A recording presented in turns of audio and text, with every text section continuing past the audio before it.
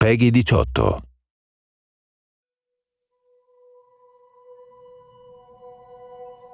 I think the one thing people underestimate about video games is that people think it's just playtime. But I always say that the one thing video games can give you that nothing else in entertainment can is that feeling of pride, right? Look what I did. And even though we want to make a game that is very big and is very long, you can play for all of those years. It's all the paths you didn't take that make it special to you, that you feel like when you finish that quest, that you feel that you accomplished something that week. The people who love video games can always say, like, you know, what'd you do today? I saved the world.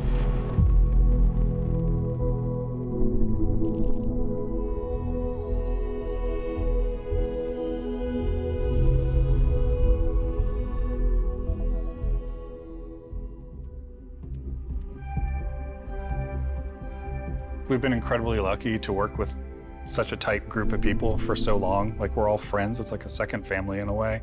We all sort of know or get what a Bethesda game is. There's definitely this core group who's been working together for decades and knows how to make a BGS game. And then there's this, new generation of game developers who are coming in and working at BGS who grew up on those games those people made. For some people, those are the games that got them to go into the industry in the first place.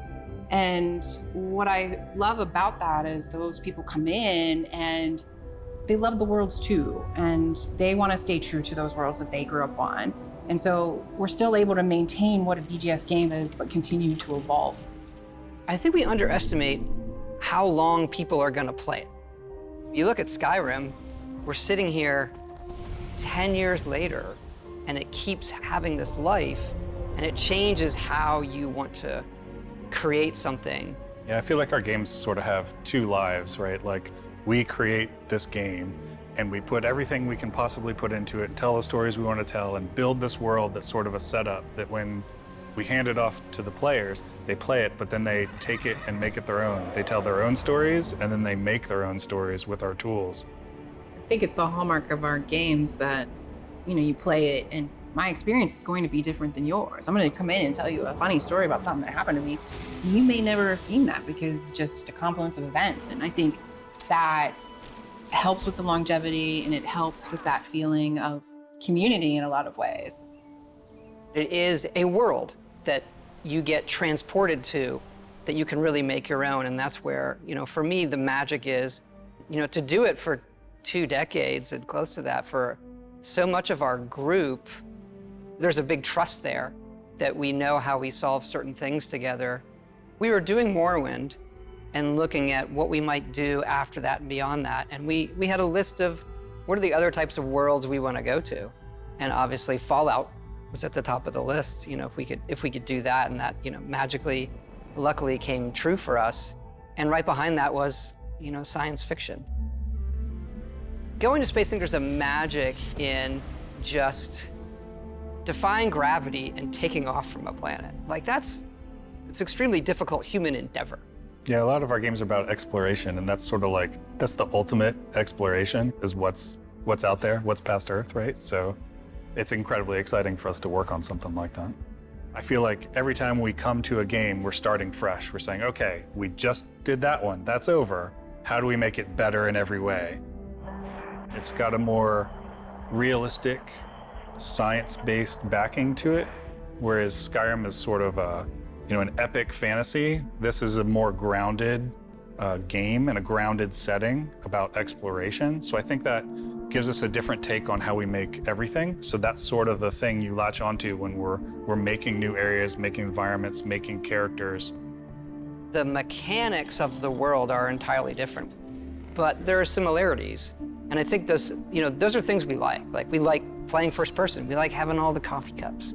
We like being able to touch everything. Those moments make the whole thing believable.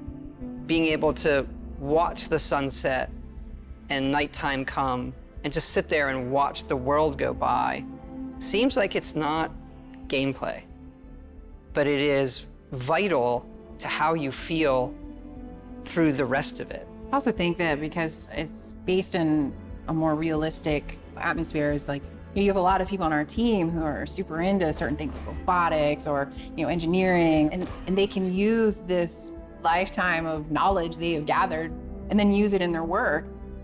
Everyone comes from these different areas and brings stuff to the game that can make it in, and it all matters. From the rocks to the clutter to what the spacesuits look like. It's based on people's experience and sort of learning about how things work in the world and trying to apply it in a way that's believable for this universe. Yeah, it starts feeling so real to us. Like you're saying, we do all that stuff, but then concepting like everything they eat, or the toys the children play with, or what are their bedtime stories? What is their art? What is their history? What is their entertainment? It is a universe, not just a game. There has to be an emotional trigger that occurs. And I think as time has gone on, we're able to paint an even better picture that triggers that emotional thing. You always have that step out moment into the world, so to say. Technology's changed, we've all changed. So our expectations when loading up a game, like, okay, I'm gonna step out and there's gonna be this moment. Us being able to do that and have it feel new every generation, every game, is something that is really special about what we do. I like to say that Starfield has 2 step-out moments. It's cryptic. Our process of making it is a journey for us that is very, very rewarding. And coming to Starfield, everybody's starting over and saying, what would you want to do? What does going to space mean to you? And everybody comes back to the same one. I want to see what's out there.